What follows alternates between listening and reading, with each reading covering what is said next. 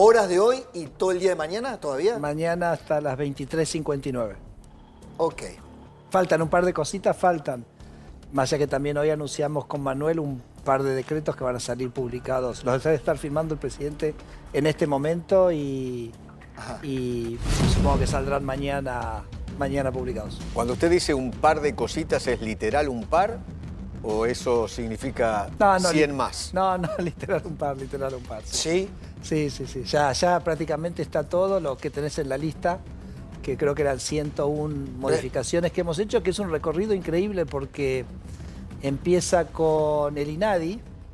La disolución del INADI fue el primer decreto delegado, que para nosotros es el símbolo del uso político del Estado, de los aguantaderos de la militancia, del uso del Estado para fines políticos. El INADI creo que representa todo eso. Y el último es la disolución de Vialidad Nacional, que seguro ahora voy a hablar con Pablo sobre ese tema, pero que es el símbolo de la corrupción kirchnerista. Recién lo estábamos charlando con Eduardo, pero es un lindo recorrido con 101 postas en el medio, pero muy contentos de este trabajo en equipo extraordinario que ha hecho todo el gabinete de Javier Milei. ¿Cuántos aguantaderos kirchneristas encontraron? Mira, ahí tenés la lista. Mira, hay algunas cosas como que son desopilantes, porque el kirchnerismo funcionaba de la siguiente manera. El kirchnerismo, toda la lógica del kirchnerismo es la caja. Claro. O sea, armarte algo de lo cual vos podés manotear guita. Esa es la estructura de funcionamiento. Por ejemplo, un grupo grande de eso es lo que se llaman los fondos fiduciarios. Claro. O sea, el fondo fiduciario es un lugar que fíjate que el engaño, ¿no? Porque te dicen, el fondo fiduciario es una manera de poner plata porque vos por ahí necesitas cierta agilidad en el gasto. Sí. El ejemplo mejor para mí de eso es el fondo del fuego. Porque claro, el día que vos tenés Federico, era para esquivar toda la línea todo el circuito administrativo lógico de la administración pública. Exacto. Entonces, por eso te lo voy a dar con este ejemplo que no me vas a creer lo que te voy a contar.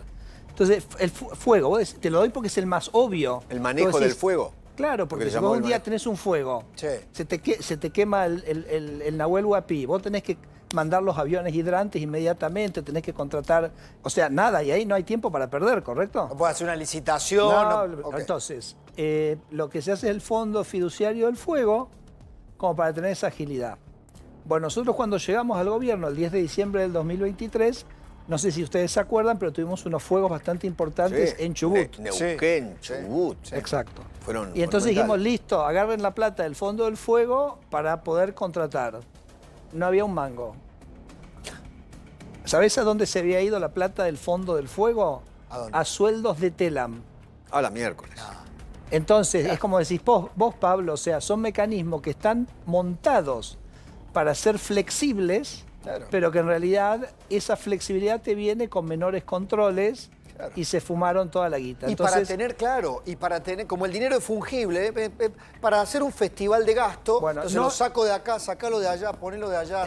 No hay un fondo fiduciario donde nosotros no encontramos una irregularidad en el gasto, o había otro fondo fiduciario para el Fondo de Desarrollo Provincial que se había esfumado en el plan Platita de Massa. Entonces, ¿entendés? Un fondo que tenía que ser para infraestructura, lo usaron para el plan Platita.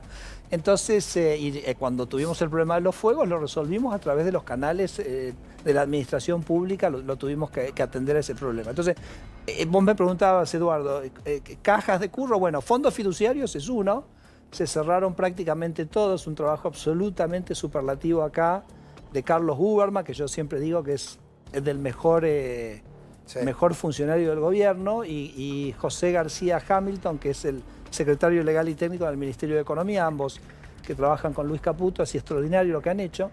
Y después lo otro que tenías, el otro mecanismo que tenía el kirchnerismo para armar la caja, era lo que se llama los organismos descentralizados. Entonces el organismo descentralizado, ahora te voy a dar un ejemplo de uno que no lo vas a poder creer, tampoco. Ni la gente lo va a poder creer, porque además estas cosas pasan sin que nadie se entere y sepa.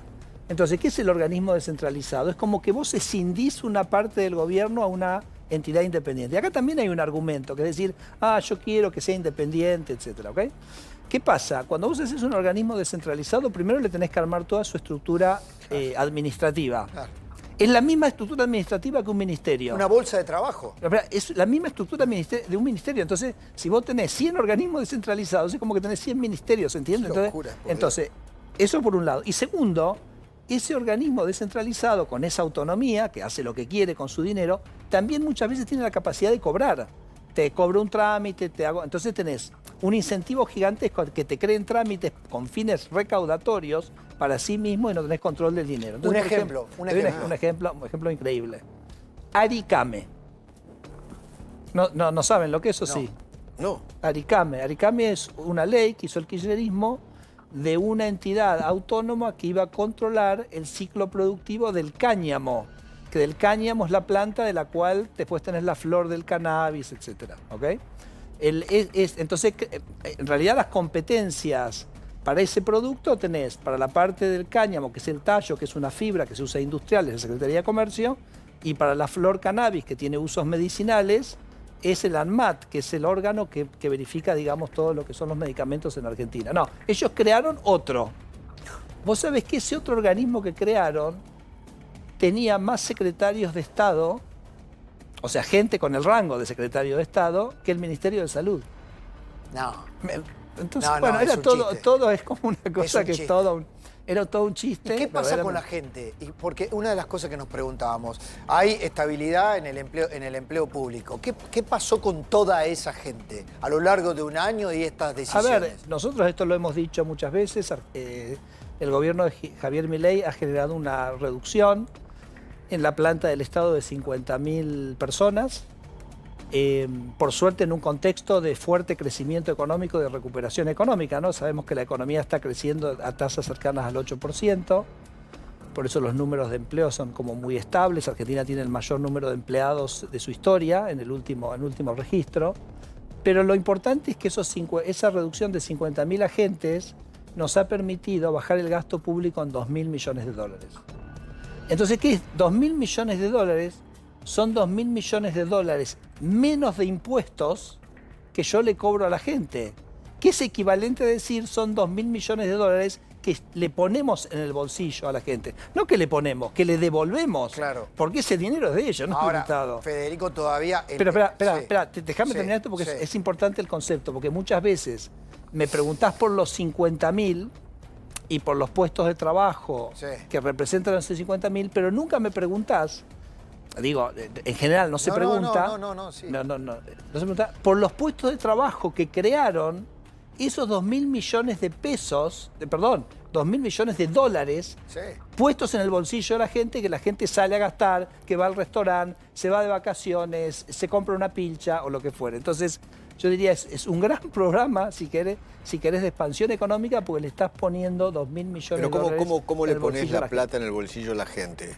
Porque antes, le tenés que bajar los impuestos para que paguen los impuestos. Claro, porque antes, Eduardo, todo lo que el gobierno antes gastaba no sale del aire. No, claro, obviamente. Entonces, o salía de un impuesto o salía de la emisión monetaria. Entonces, cuando vos bajás y la gente lo pagaba a través de la emisión monetaria... El peor impuesto...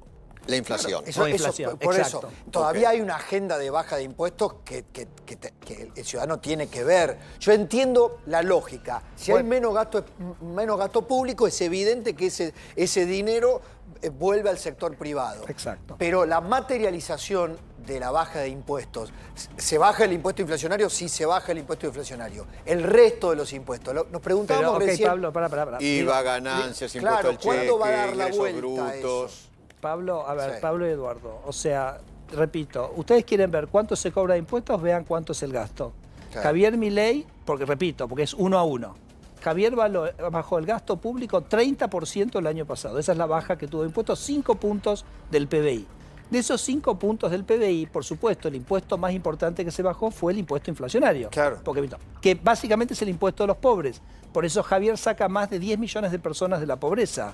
Entonces digamos, te rechazo de plano que me digas cuándo se cierra el círculo, porque el círculo, esa baja de impuestos ya bajó 10 personas. Otro impuesto que se bajó, que recaudaba muchísimo, es el impuesto país, y cuyo efecto era que aumentaba el precio de un montón de productos que obviamente se pagaba ese impuesto cuando se importaba esa mercadería. Entonces, o sea que el traslado ha sido automático, esto es lo que estás explicando. Pero es que es automático. Es automático. Eso digo porque es un gasto Es un impuesto. Y vos no te resultará desapercibido que los salarios reales vienen creciendo de manera sostenida hace un año. Entonces, ¿eso por qué se produce? En parte porque el impuesto país baja, el precio de los productos baja y entonces el poder adquisitivo de los salarios sube. Entonces digo, o sea, no hay, digamos, ahora, lo que es importante es que Javier siga bajando el gasto, que es lo que estamos haciendo con todas estas medidas, porque en la medida que Javier siga bajando el gasto, va a tener la posibilidad de seguir bajando impuestos y bajarlos de una manera sustentable. Porque, a ver, bajar impuestos, cualquiera puede venir, empezar a revolear impuestos y bajar, y después tenés un déficit gigantesco y Argentina después se estrella contra una pared como ha sido durante los últimos 100 años. Entonces, Javier parte de un principio de responsabilidad absoluta. Yo voy a bajar los impuestos si primero bajo el gasto. Y esta es la tarea, Pablo, Eduardo, en la que estamos todos, todo el gobierno, con obviamente un liderazgo del presidente espectacular. Y esto que vos decís, estas 100 cosas que viste, son eminentemente de transformación del Estado, porque la delegación que nos dio el Congreso a nosotros fue una delegación para transformar el Estado. Por ejemplo, el Congreso no nos dio una delegación para desregular la economía. La pedimos, pero no nos la dio. Esta cosa que hicimos, en algún sentido, en algunas áreas, generaba desregulación, porque cuando vos sacás al Estado del medio, desregulás en algún sentido. Pero eminentemente ha sido una delegación que nos dio el Congreso para poder transformar el Estado, aplicar la motosierra y entonces poder seguir bajando. Ahora vamos a profundizar, pero para cerrar, porque lo quiero liberar Eduardo, pero vamos a seguir a fondo, recién decíamos, la transformación del Estado más profunda de la que tengamos memoria en un año, ¿no? Yo del 83 a esta parte nunca vi una cosa igual. Milei, Ni siquiera con Menem, Federico, me parece a mí, ¿no? Pero eso es Javier, es todo Javier porque él... Está bien, pero la comparábamos con los 90. Adolfo Sturzenegger participó de aquel gobierno de Carlos Menem en los 90 y Milei siempre habla, dice, fue 8 veces, estamos llevando adelante 8 veces lo que fue aquella reforma. Yo tengo la teoría de la ciruela. ¿Cuál sería? De la piel de la ciruela. ¿Cómo es la piel de la ciruela? Dura. No, dura no. No, la de sandía es dura, pero Es la durita, ciruela no. A ver. No, ¿por qué? Sin pelo, qué sé yo. Sin pelo, perfecto. Sí. ¿Qué otra característica tiene la piel de la ciruela? Es más dulce que el corazón de la ciruela, que es más ácido, suele ser. A ver, ¿qué más? Alguien hoy me decía es peluda. Colorada. No, le digo peluda no es. No, eso es peluda Durano. no es. Bueno, Ese es el Durano escucha, que te tiene lo la digo, pelusa. voy al fin. Es finita. Sí, claro. Es finita. Claro. Entonces, cuando vos pensás el Estado en Argentina, las competencias del Estado en nuestro sistema institucional están en las provincias. La provincia es la que provee educación, provee salud, provee justicia y provee seguridad. Las funciones del Estado, bueno, excepto la provincia de Buenos Aires, que no provee ninguna de esas 4 cosas, pero en el resto de las provincias lo que haces es proveer esas cosas. Entonces, el rol del Estado Nacional es como la capa finita de la ciruela de un corazón que es donde verdaderamente están las funciones esenciales del Estado que están en las provincias. Entonces, el Estado tiene que hacer la defensa nacional, tiene que hacer las relaciones exteriores, tiene que tener un presupuesto ordenado para tener una macro y generar una macro ordenada. Es la parte normativa y regulatoria del país en su conjunto, pero eso es un Estado muy chiquito, ¿se entiende? Entonces, nuestro objetivo es que vos mirás en cualquier lugar del sector público y te das cuenta que el sector replica competencias. Entonces hay que repartir, ¿cuántas motosierras hay que repartir a partir de ahora? Bueno, para que vayamos eso lo propondremos nosotros en el proceso electoral. Pero, por ejemplo, la CNRT, que también se disuelve, cuando te pones a ver te das cuenta que hacía cosas que hacen las provincias. Claro. Vas al Ministerio de Trabajo, ves que haces inspecciones laborales que las hacían las provincias. Entonces, nosotros lo que, digamos, hay todavía un camino muy grande por recorrer. De eso quiero hablar en un ratito, Federico. Perfecto. ¿Cómo va a seguir esto sin los poderes especiales? Eso fue hoy, ese fue el INTI. Y uno piensa, esto es lo que va a pasar, pero ya pasó. Ya pasó a lo largo de un año. Poneme el escroleo rápido así, porque nos llevaría todo el programa a leer las 100 medidas, ¿no? Son 100 medidas que fueron tomando. Cuando puedas, Gonza, o ponémelo allí. 101. 101 medidas. Digo, cualquier otro gobierno, nadie hubiera pensado que un gobierno hubiera hecho esto. Ahí lo tienen en el escroleo. Miren, ahí en pantalla gigante. ¿No? Transformaciones, unificaciones, eliminaciones, reorganizaciones, disoluciones. Bueno, una por una, lo que fueron realizando a lo largo de un año. Si alguien le preguntaba si era posible hacerlo políticamente, a la vieja estructura de la política, se van en 2 meses si plantean esto. El kirchnerismo decía, si tocan el Estado, nos tocan a todos. ¿Qué pasó para que en un año pudieran hacer eso y hoy estemos acá sentados con este balance? Bueno, no, pasó que con el kirchnerismo se fueron 2,5 millones de argentinos. Se fueron 2,5 millones de argentinos, se fueron nuestros hijos. Se fueron los hijos de los ricos, se fueron los hijos de la clase media, se fueron los hijos de los menos pudientes. La gente dijo, esto tiene que cambiar y tiene que cambiar radicalmente porque estoy podrido, que esto todo lo pago yo. Cada una de estas líneas es guita que la tiene que pagar cada uno de los contribuyentes. Pero ahora, espera, ¿y los afectados? Ahí veíamos ese grupo que protestaba hoy con Aguiar, ATE, la Asociación de Trabajadores. No, lo que tenemos que hablar es de los beneficiados. No, ya sé, pero... Pero sí, se porque bancan. si no... Porque esto se está haciendo para que la gente no pague cosas de su bolsillo, que saque plata de su bolsillo que quiere gastar en la educación de sus hijos, en la vestimenta de sus hijos para pagar todo esto. Por eso la gente banca, decís vos. Por eso banca. Y además hay otra cosa que me gustaría mencionarte que creo que se habla poco, que es el estricto apego a la Constitución con la cual el gobierno de Javier Milei ejecutó estas facultades delegadas. Porque vos sabés que nuestra Constitución tiene este instrumento de las facultades delegadas, está en el artículo 76, dice que el Congreso puede delegar, digamos, facultades legislativas al Ejecutivo con 2 condiciones. Una, que sea un plazo acotado. Y la segunda, que sea para un tema específico. O sea, no puede dar... Una mentira, perdón, que la política convirtió en una mentira, porque todos los gobiernos tuvieron emergencias eternas y por diversos temas. Y amplísimas. Entonces, Duhalde empezó con una emergencia de 2 años y se fue extendiendo todos los años hasta el 2017. Entonces, para el kirchnerismo, las facultades delegadas eran una manera de gobernar sin tener la interpelación del Congreso. Cuando Javier va en la ley 27742, la ley bases, a plantear las facultades delegadas, dice, yo la quiero un año. Porque yo no es que quiero gobernar con facultades delegadas, lo que necesito es un año para ejecutar un plan de reformas que ya tengo planificado.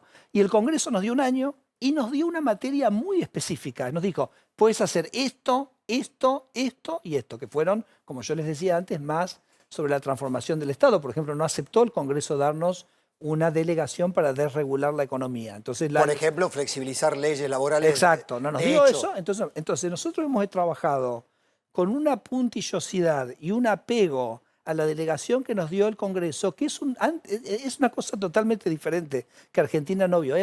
Quiero enfatizarte, Pablo, esto, porque en estos días y semanas y meses que se habla tanto del estilo del presidente, ¿no? Yo sé que el presidente, lo decía hoy en la conferencia de prensa, tiene una frase que dice, prefiero una verdad incómoda a una mentira reconfortante. Que la usan mucho los ingleses. Bueno. Para hablar del populismo. Y yo te digo lo siguiente, ¿vos qué preferís? ¿Vos qué preferís? Yo tengo claro que prefiero. No, ya sé, pero digo, vamos a preguntárselo a la gente. ¿Ustedes prefieren un presidente que habla suave, como podría ser Alberto Fernández, y te viola la Constitución permanentemente? ¿O preferís un presidente que te habla fuerte, como Javier Milei, y la cumple a la Constitución? ¿Se entiende? Alberto Fernández, vos sabés que en un momento, porque claro, yo te conté, Duhalde, Néstor, Cristina. Macri no pidió las facultades delegadas. Cuando le expiraron, dijo, yo no voy a seguir con facultades delegadas. Y cuando viene Alberto Fernández, lo primero que hace es facultades delegadas. Ese dicho, no, déjame que te diga, ese dicho que transformaste muy bien, que se transformó muy bien, o que Milei lo transformó muy bien, es, ¿qué prefiere? ¿Mentiras reconfortantes o verdades incómodas? Correcto. ¿Es así? Es así. Verdades que duelen o mentiras que encubren, bueno, es la diferencia entre el populismo y no. Pero te iba a decir lo siguiente, Alberto Fernández en un momento se le vencían las facultades delegadas, escucha esto, las extendió por DNU. Sí, claro. Sí, no, bueno, pero ¿entendés lo que te estoy pero diciendo? sí, claro, él mismo. O sea, imagínate que hoy Milei... se autoextiende. Milei hoy dijera, muchachos, no era joda, iba a ser 2 años, vos las voy a extender 1 año. ¿Te imaginas el escándalo que sería? Ahora, eso me obliga a preguntarte Pero, cómo sigue la transformación. O sea, la doble vara, ¿no? Pero por supuesto, la doble vara. que hace años que hablamos de la doble vara. No, mira, ahora, ¿cómo sigue la transformación? Sigue igual por lo siguiente. Si vos mirás, por ejemplo, las cosas que nosotros hacemos, vas a ver que lo que son facultades delegadas son más o menos el 5 o el 10% de las regulaciones que hacemos. O sea, las facultades delegadas es simplemente una ventana que nos abrió el Congreso por 1 año para que ciertas cosas que estaban por ley las pudiéramos cambiar. Nuestro objetivo, el de mi equipo, era que por supuesto de todo el gobierno, que en ese año todo lo que tuviéramos que hacer, que estaba en esa facultad, quedaba hecho. Por eso, o sea, la motosierra sigue. Sí, obvio. O sea, creo que se lo preguntaron ¿No te acordás que yo puse un reloj en mi oficina? Sí. Bueno, ese reloj era para que mi equipo internamente supiera cuántos días faltaban donde teníamos que hacer esta tarea puntualmente. Ahora, esos son la posibilidad que nos dio el Congreso de cambiar algunas leyes. Ahora, todo lo que son decretos del Ejecutivo, todo lo que son resoluciones. A ver, las leyes que nosotros estábamos trabajando en un universo de 2.000 leyes, los decretos son 700.000, Pablo. Entonces, sobre eso es una potestad directa del Ejecutivo, podemos seguir trabajando, resoluciones podemos seguir trabajando, así que yo digo, la agenda sigue a full porque... Ahora va a tener que ser a decreto... Las capas geológicas... Ya lo sé, pero va a tener que ser a decreto limpio, porque hoy el Congreso está áspero. Sí, a decreto para cambiar decretos. O sea, lo que quiero decir es gran parte de la estructura regulatoria del Estado... Está en 700.000 decretos. Exacto. Entonces, eso o sea, decreto cambia decreto. Exacto. Bueno, pero capítulo que hoy pasó así como nada, ¿no? A ver. Se disuelve, se elimina vialidad, se disuelve ese foco de corrupción emblemático del kirchnerismo y se llama a licitación por 9.210 kilómetros de rutas. Sí. Y eso, que se cambie el sistema, nos preguntábamos con los chicos. Vamos por parte. Primero déjame mensurarte esto. El gobierno nacional tiene una red de 40.000 kilómetros de rutas. Rutas nacionales. Rutas nacionales. Específicamente. Provinciales, sí. 200.000. Ok. De vuelta. Municipales. Provinciales. Municipales, sí. 600.000 kilómetros. Porque son los famosos caminos rurales. Claro. Bueno, entonces, dentro de los 40.000 que tiene el gobierno nacional, 10.000 son lo que llaman las rutas troncales nacionales, que son las que tienen un flujo interesante, se pueden sostener perfectamente con un sistema de peajes. Esa es la que vos me decís. La 9, la 7, se la 8. van a concesionar para que los maneje un privado. Después te quedan 30.000, que era, digamos, el foco primario de vialidad, eran esas 30.000. Vialidad, bueno, está claro, tenemos una persona, una expresidenta presa en una causa que se llama causa vialidad, con una estructura absolutamente sobredimensionada, porque es una estructura que viene de los años 60. En los años 60, cuando Argentina hizo su red vial, llegó a gastar 5 puntos del PIB por año en rutas. Entonces, bueno, nosotros lo que dijimos es, acá tenemos que quebrar este foco de corrupción. Porque ¿dónde surge el problema de vialidad? Surge, y por eso pasó la causa de vialidad, que vialidad se controlaba a sí misma. Claro. Como si fuera un ente autárquico. Claro, entonces le licitas a Lázaro Báez y vos mismo te controlás. Entonces lo primero que nosotros dijimos es vialidad tiene que quebrarse por este tema. Entonces la partimos en 3. Vas a tener un área que va a ser de planificación de las obras y que le hace los pliegos de estas concesiones, etcétera. Eso va a estar en la Secretaría de Transporte. Irán allí, la gente que hoy en vialidad trabaja en esto, todos o parte, se verá, digamos, eso lo tiene que ver el equipo de economía. Una segunda parte va a ir a una agencia que hay de control de concesiones, de transporte, donde se va a, independientemente de vialidad, se va a controlar qué carajo pasa ahí. Si me permitís repetir la desmembra, entonces desaparece vialidad. Por supuesto que en el proceso va a haber una reducción en el personal, seguramente, porque heredamos esta estructura que viene, te repito, de hace años cuando vialidad hacía otra cosa, pero vas a tener, digamos, vamos a ver las funciones, o sea, la planificación va a ir a transporte, el control va a ir a esta agencia de control de concesiones. Y después, más o menos, te diría, más de la mitad del personal de vialidad están lo que llaman los campamentos, que hace el mantenimiento. Entonces ahí la idea es que vamos a crear una unidad que inicialmente va a gestionar esos campamentos con el ánimo... Las rutas hay rutas destrozadas en el país. Bueno, o sea, algo no está funcionando, ¿correcto? Claro. Entonces, lo que va a hacer ese área de mantenimiento es, va a en el tiempo a migrar el mantenimiento al sector privado. Okay. Porque escucha, hoy un tercio de las rutas que mantiene Vialidad ya las tiene tercerizadas en el sector privado y los costos son un tercio. Okay. Entonces nosotros estimamos que, por ejemplo, con los ahorros que podríamos tener de esa racionalización, que va a llevar un tiempo, ¿no? Porque en el corto plazo vos no podés dejar las rutas, mal o bien, no podés dejar con el mantenimiento que hoy tienen. No, porque para eso es infraestructura, por para supuesto, la producción, eso es desarrollo económico. Va a ser un proceso donde no se va a desentender nada en este momento, pero nosotros estamos estimando, por ejemplo, los ahorros que tendríamos nos permitirían pintar todas las rutas argentinas cada 2 años. Con los ahorros. Con los ahorros.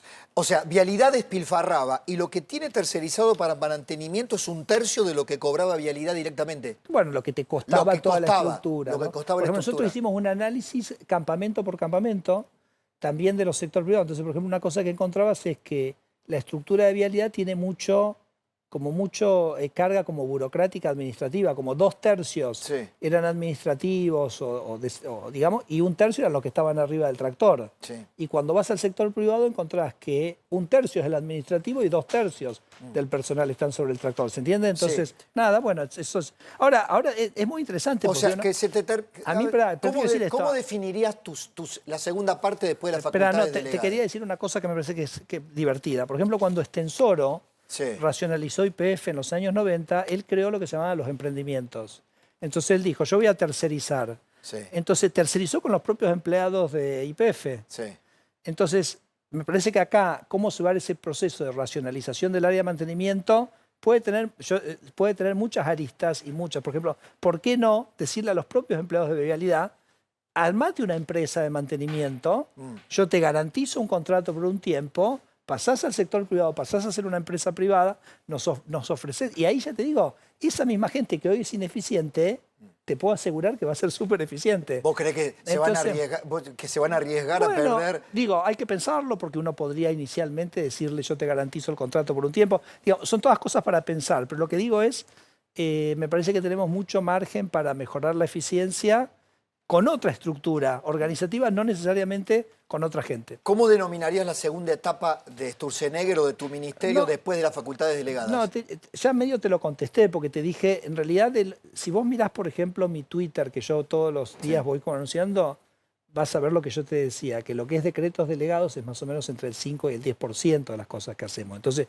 todo esto otro de, por ejemplo, todas las cosas que hemos hecho en SENASA, las que estamos haciendo en ANMAT, no necesitan las facultades delegadas, son a nivel de decreto o resolución. Espera, ahí te digo una cosa más. ¿Y qué nos ha pedido el presidente Javier Milei? Nos dice, mirá, el 10 de diciembre empieza otra etapa legislativa. ¿Cuál? Bueno, después de las elecciones. Ok. Entonces, bueno, ¿qué es lo que falta hacer? Flexibilidad laboral, baja de impuestos. Mil cosas. Entonces, bueno, hay que empezar a pensar con todo el gobierno qué vamos a proponerle al Congreso a partir del 10 de diciembre.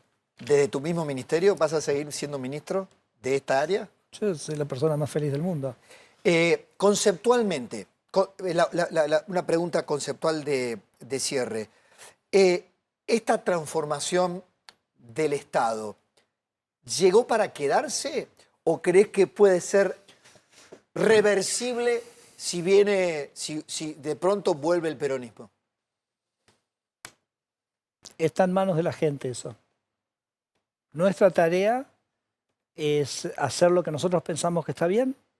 Para nosotros hacer lo que está bien es hacer la motosierra, hacer que el gobierno funcione eficientemente y sea barato para la gente, que la gente no tenga que pagar impuestos.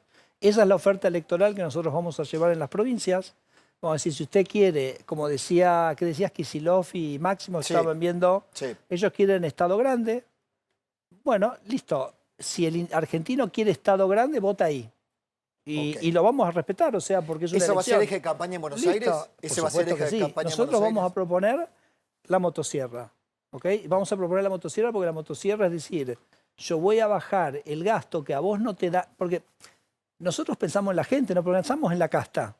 Entonces vamos a bajar el gasto que a vos no te sirve para nada, pero que vos lo estás pagando. Estás pagando algo que no te sirve. Nuestra propuesta electoral es bajar eso y bajarte los impuestos. Si elegís eso y querés eso, nos votás a nosotros. Si querés que el gobierno de la provincia de Buenos Aires gaste, lo vi en Twitter, no sé si será, no lo verifiqué el número, pero decían 3 veces lo que costó, lo que tuvimos que poner en Bahía Blanca, lo que el gobierno nacional puso en Bahía Blanca ante la inundación, lo gastó en viajes de egresados, y pensás que la prioridad del gasto del gobierno no es la infraestructura, es viaje de egresados, lo votás aquí, si no, tranquilo, sabés que vas a tener eso. Gracias, ministro.